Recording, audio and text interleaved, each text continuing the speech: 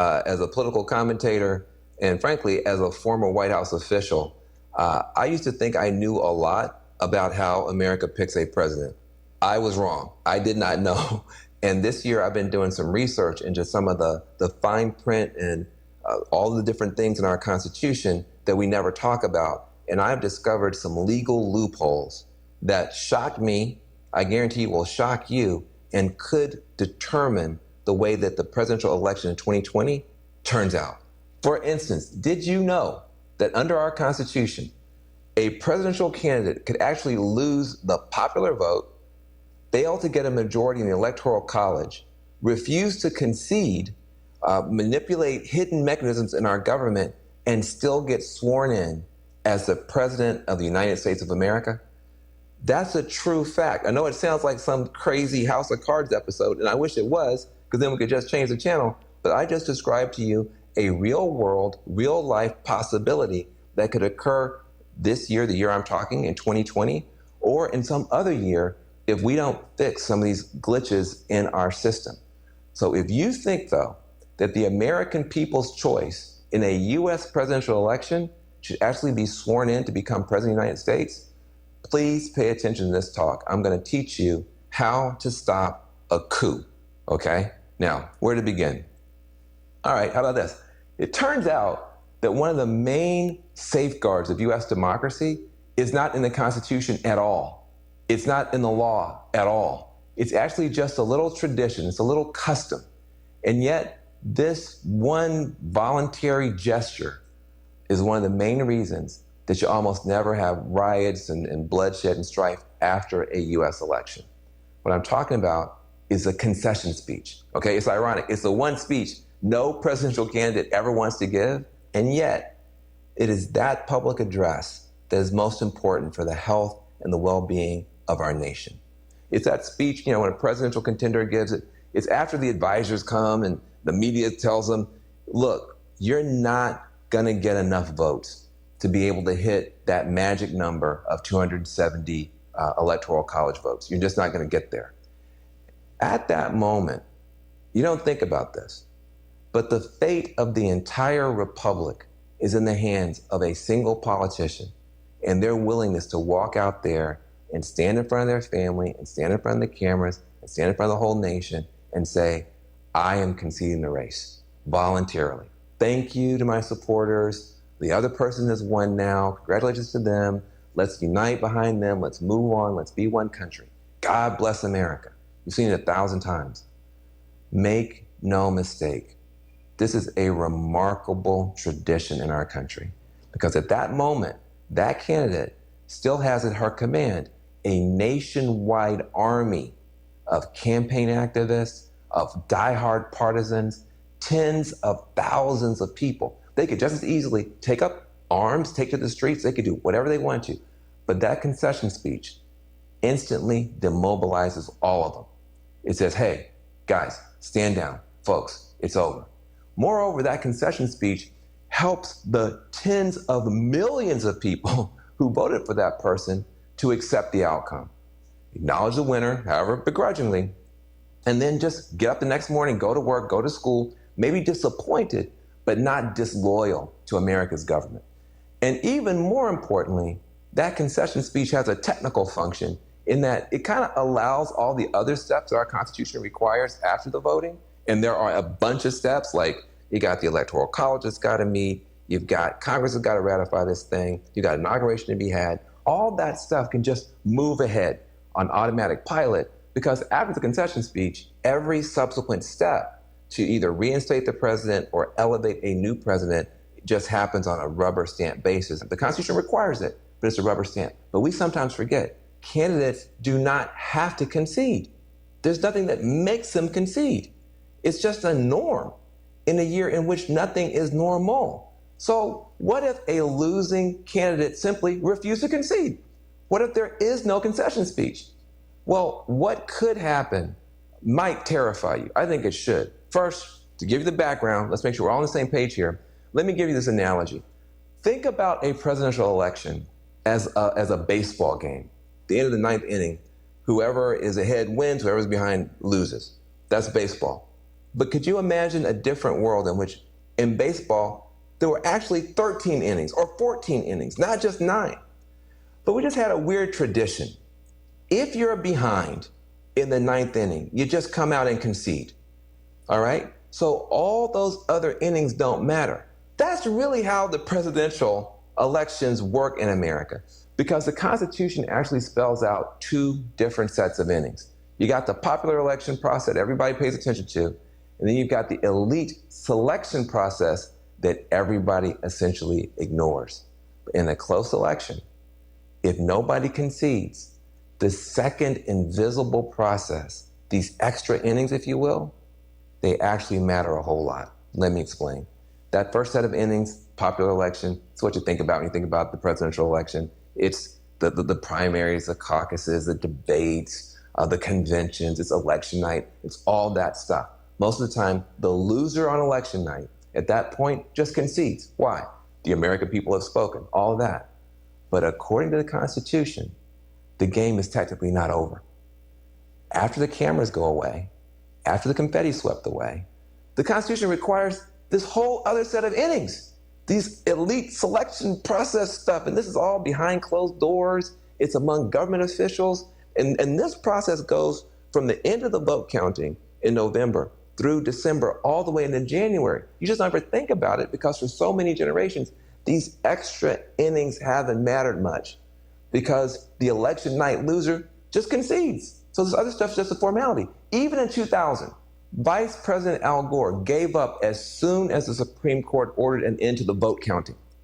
Gore did not continue the fight into the state legislatures, into the Electoral College, into Congress. He didn't try to discredit the results in the press. Frankly, he didn't send his supporters out into the streets with protest signs or pitchforks or long guns.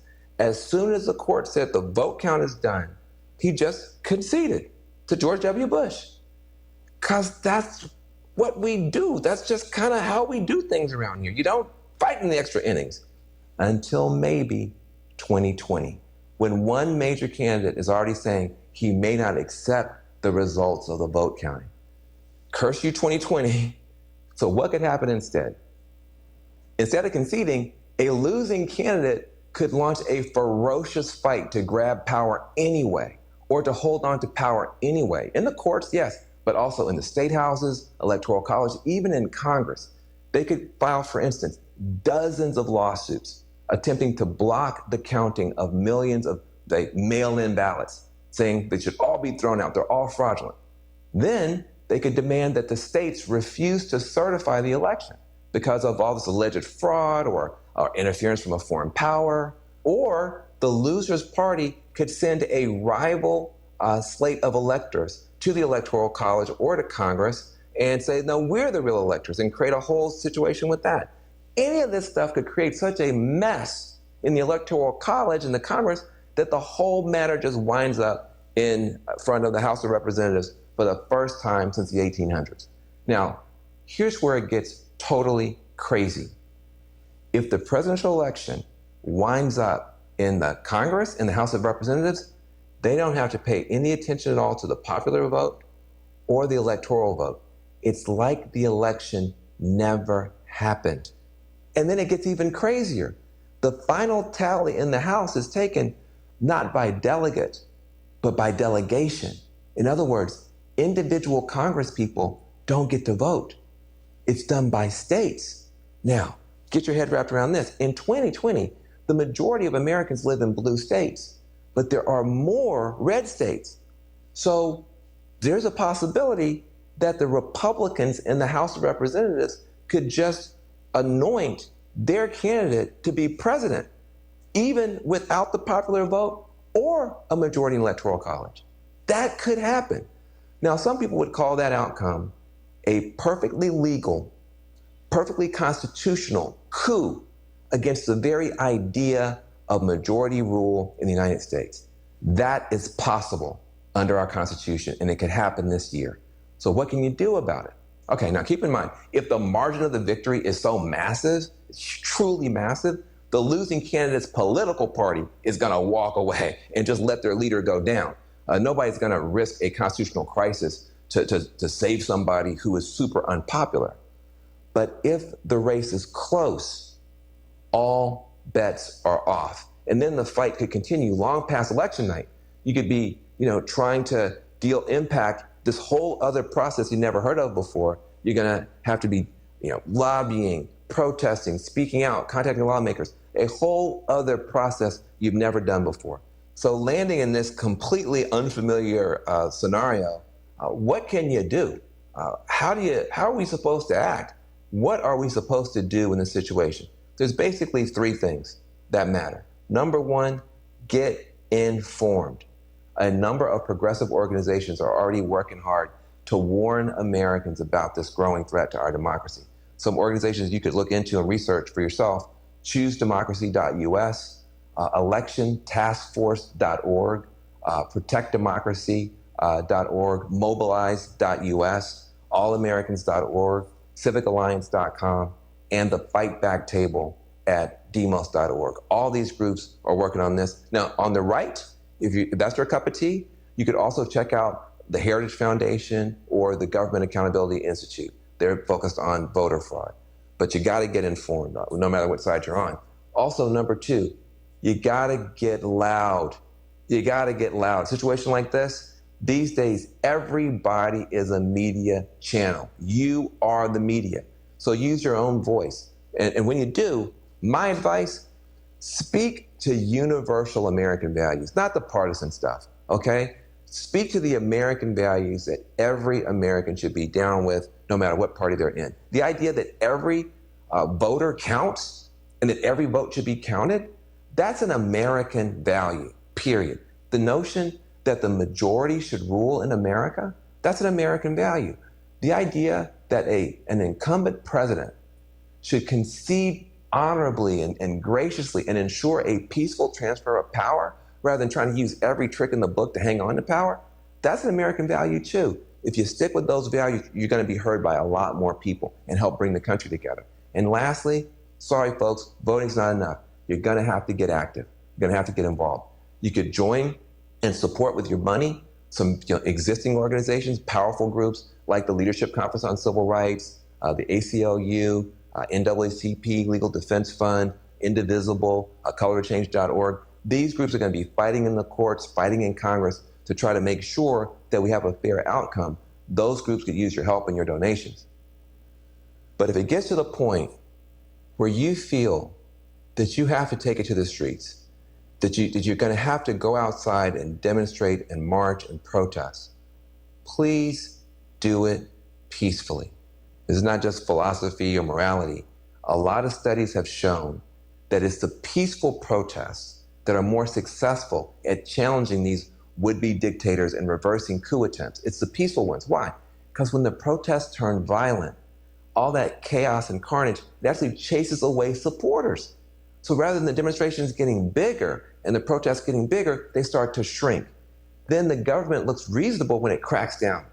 So it's actually a lot better to follow the guidance of the late, great Gene Sharp. Now, he has written beautifully and well about how strategically you can roll back a coup just using very smart, very disciplined, very nonviolent protests. And a lot of his best ideas and people who've been influenced by that are available in something called a new guidebook called Hold the Line. You can look it up. It's called Hold the Line, the Guide to Defending Democracy. You can get that at holdthelineguide.com. And that can give you a real good framework to move forward in a smart, peaceful way if you feel that you've got to take it to the streets.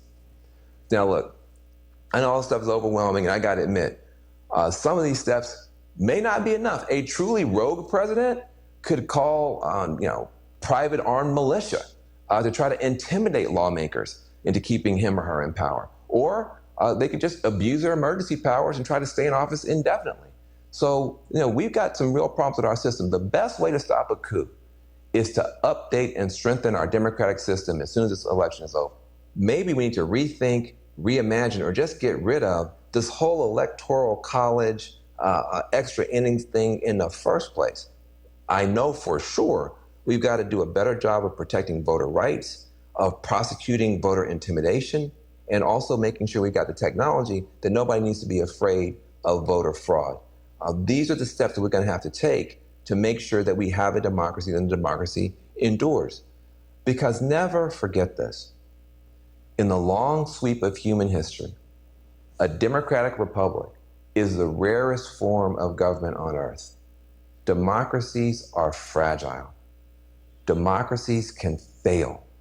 And what citizens do or fail to do in a moment of crisis can determine the final fate of government of, by, and for the people.